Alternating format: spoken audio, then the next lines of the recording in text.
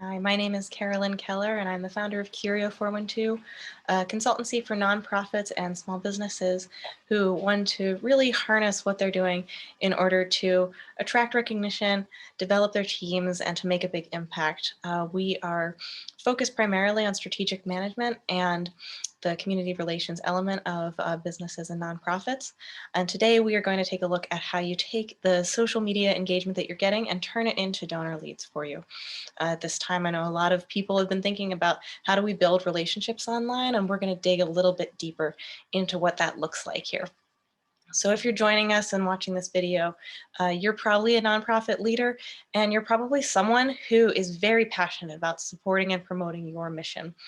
You also may consider yourself to be a very fierce problem solver who has a whatever it takes attitude about being able to make your mission a reality. And those are all great things, but they can also be exhausting. So part of what I'd like to help you with today is to make that a little bit easier for you.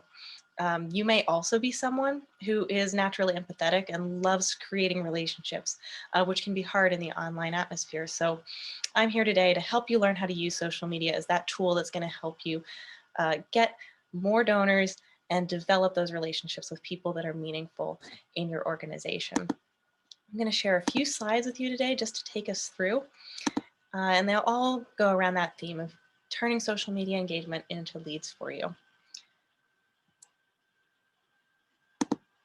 To tell you a bit about myself, I am a purpose-driven consultant and award-winning entrepreneur of the Pittsburgh 30 Under 30, and I've been working in nonprofits for nearly a decade in various community leadership capacities.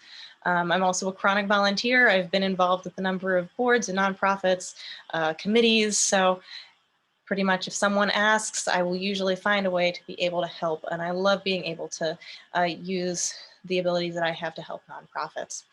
And that's one of the reasons that I went into consulting. As I started to move back to Pittsburgh, Pittsburgh is my home, I joined a local nonprofit organization. And this was the first time that I was really getting involved with the management of a nonprofit. At first, it was just a way to give back and to make new connections, but it really became the first time I had ever served on a board and a big opportunity for me to grow. And as that developed, I quickly became the president of a board with zero experience in nonprofit management. And I learned invaluable skills about how to improve processes, guide change, and it certainly is never an easy task. So thank you all for the work that you're doing in your own nonprofits.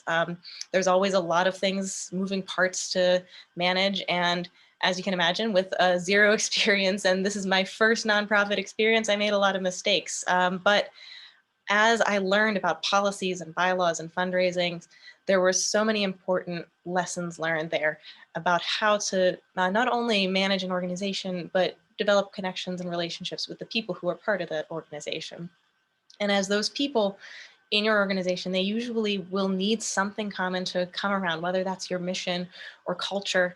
And that purpose will identify the values and motivate the people who are there. So with nearly a decade of experience now in nonprofits, I started this consultancy so that I could take on projects that were of service to others and really help connect people with opportunities for service.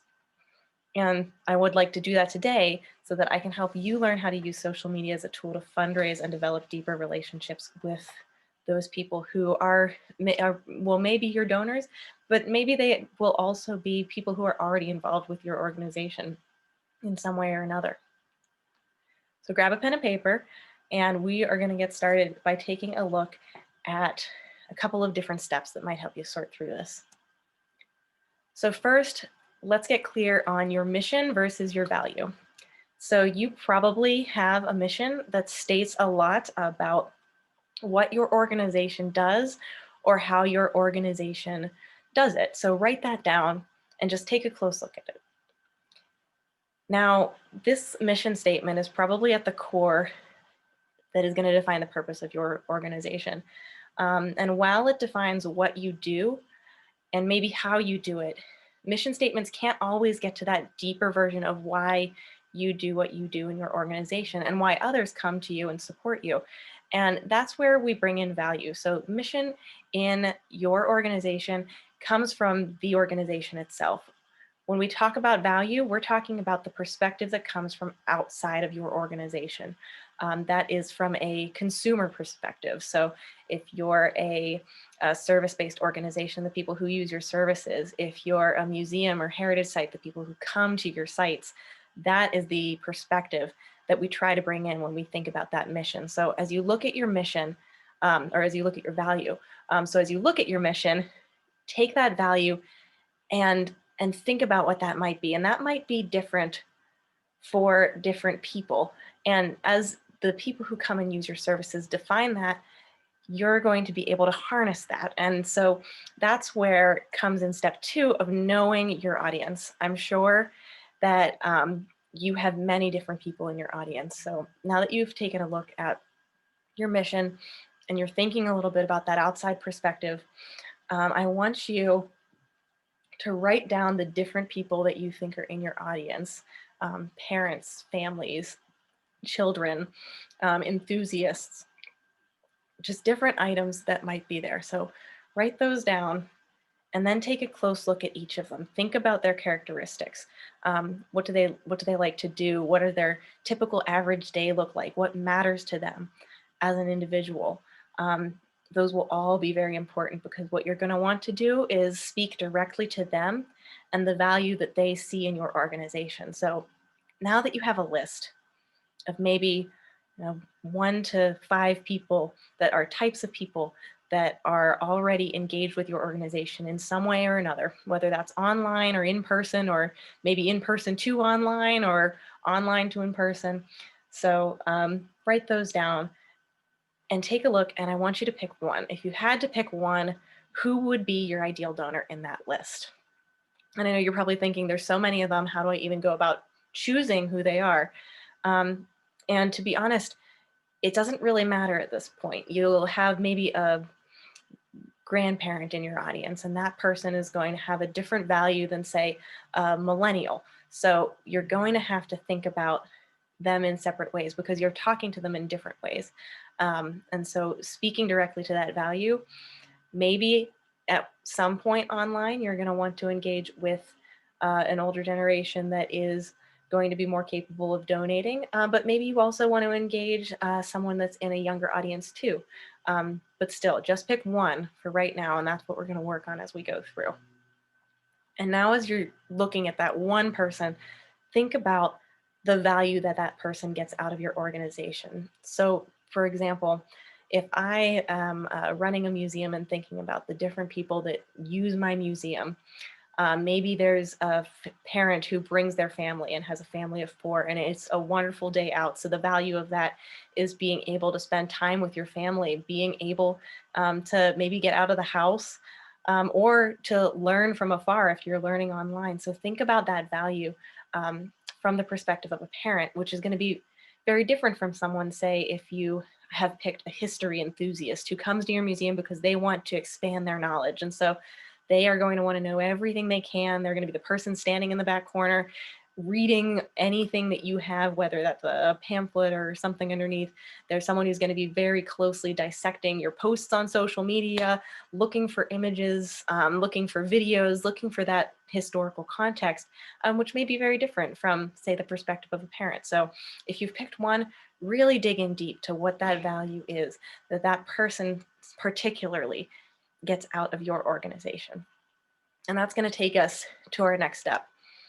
Oh, but before that, I wanted to give an example of someone I've worked with who had the service and knew the service that they provided, but were looking for guidance on what value they got. And so once they got clear on that, they actually were able to craft a message that better resonated with that specific audience. And like I've said, those audiences are not going to always be the same, but getting clear on that leads to more engagement, more interaction, and being able to speak directly to that is going to really bring out the strength of the messaging that you have, whether it's on your social media or just in your marketing in general. Next, you're going to want to have a plan. And this is where we talk directly about that online factor. So you probably have a number of different platforms that you use on social media. So before we go into the nitty-gritty of making that plan, let's do a quick audit of your social media. So think about having a pen and paper right now, drawing 2 columns. On the first column, I want you to put all the platforms that you use. Just list them down, Facebook, Instagram, TikTok, anything that you use. And then on the other side, I'd like you to put where you see the most engagement. This might help you to narrow down which platforms are really bringing you the most out of what you're getting out of social media right now. And it will help you to figure out where you might want to either dig in a little more deeply to that audience or where you want to expand on other platforms. So just having that quick audit of where you see the most engagement and what platforms you're currently using. So now that you've done that, we've taken a look at what your mission is and how that relates to the different values that people will get out, those people within your audience who are going to have different perspectives. Now, and we've also taken a look at the social media platforms that you use and where you see the most return. Now let's think about drawing up your plan. So having a plan is going to help you to do a couple of things. First, it's going to help you have a very good understanding of the logistics you need in order to make this plan operative. Then it will also direct your messaging and will allow you to show up consistently for the people that you are trying to cultivate. So let's start with the logistics. In your logistics, you're going to want to think about how often you want to post, where you want to post. Your audit's going to come in really handy there. And what those posts are going to look like or do. So that will be the logistics portion of it. And don't think that you have to show up every day. So as a nonprofit leader and nonprofit volunteer manager, wherever you're coming from, your time is very valuable and you have to make that mission and operation work best for you. So if you can only post once a week, pick one day a week. Say you want to post only on Wednesdays and it's going to be Wednesday at noon and you're going to show up every single Wednesday. Have those logistics, understand your capacity, and know where you can really get the most out of that. Next, I want you to think about your messaging. So the ideal donor that you picked, the person that you picked out of that audience that you want to be your ideal donor. What you're going to do with your messaging is take them through a journey step by step. Think of it as a month-long conversation with this person where first you're getting to know them, and that might be engaging them a little bit more. So they may already engage with your social media platforms.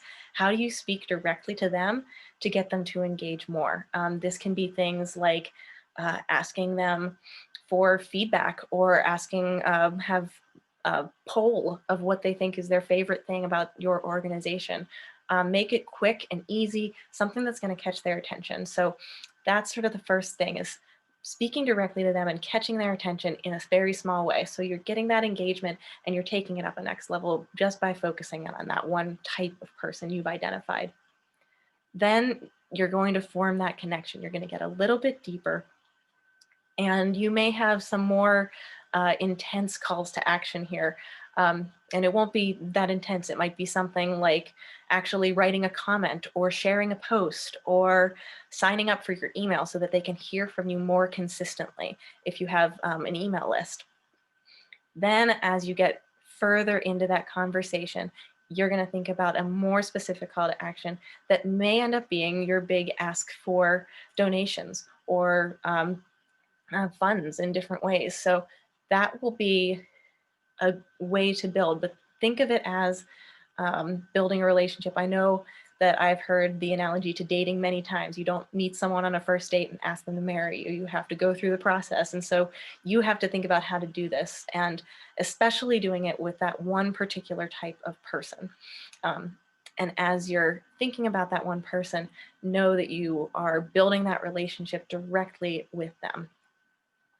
And as I said, this will help you to show up consistently. So when you have a plan of posting, say, Wednesdays at noon, and you know that you're speaking to the parents of families that are coming to, say, your museum, then you can form that connection directly with them on a regular basis and take them through the conversation that is going to be a little bit longer than you might have in an in-person situation, but that'll help you build that relationship well online.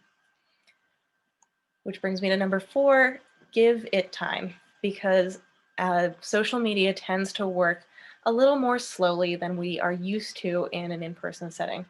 So when you think about this plan, you're thinking about a plan that's going to last over a month.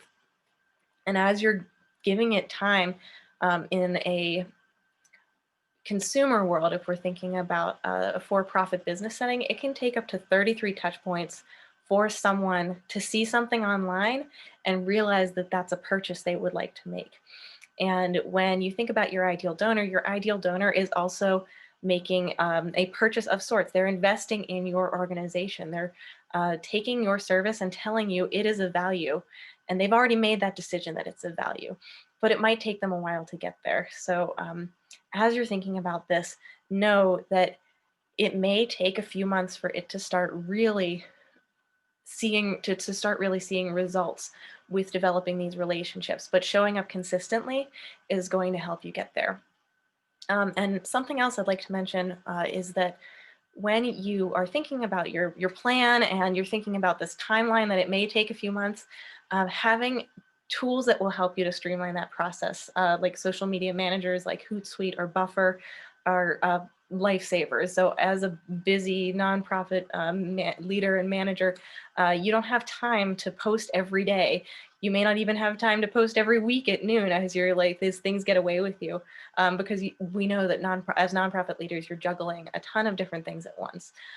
So having the time to be able to sit down and block out maybe half a day and say, we're going to develop 2 months worth of planning for all of our social media, and then using tools like Buffer or Hootsuite to pre-schedule those out. So then you're not spending every Wednesday morning scrambling, trying to figure out what you're going to post on that day.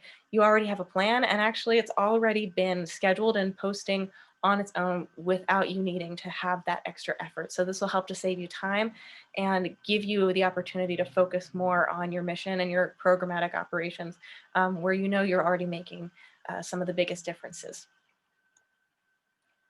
One client who I had was able to save hours worth of time just by having a plan. And then while that campaign was going on, while that social media plan was going on, they were able to think about ways that they could make an even bigger ask. And they were able to develop a fundraising strategy that really worked for them. And so when you think about doing this, think of it as a way to save time, not that it's going to get in the way of you doing what you need to do on a day-to-day basis.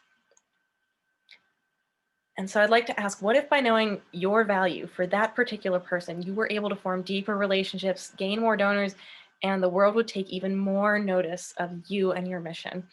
All of these things are going to come together for you, your community, help your impact. And so I am really excited to see you put these things into action as we move forward here. When I go through this process with my clients, usually we identify one project that could streamline operations. So similar to the process that I just discussed about how to get that plan in place, maybe we'll pick something like that and then we'll investigate it so that we can help to have time saved for you so that you can serve your mission in the best way possible. And then moving forward, we'll typically take that project, see it through to the end, and then offer recommendations so that the impact that you have as a nonprofit leader can really shine through. So just a reminder that what you do makes a difference. I know that the lives of nonprofit leaders tend to be hectic, and it is so valuable in our communities. And I just want to thank you for everything. And thank you for standing and watching today, coming to the Generator Conference. It's a pleasure to be able to be here and present. So if you have any questions, I'd love to hear some of your biggest takeaways from this talk, and I'd love to offer you even more support during this time. So you can reach me here.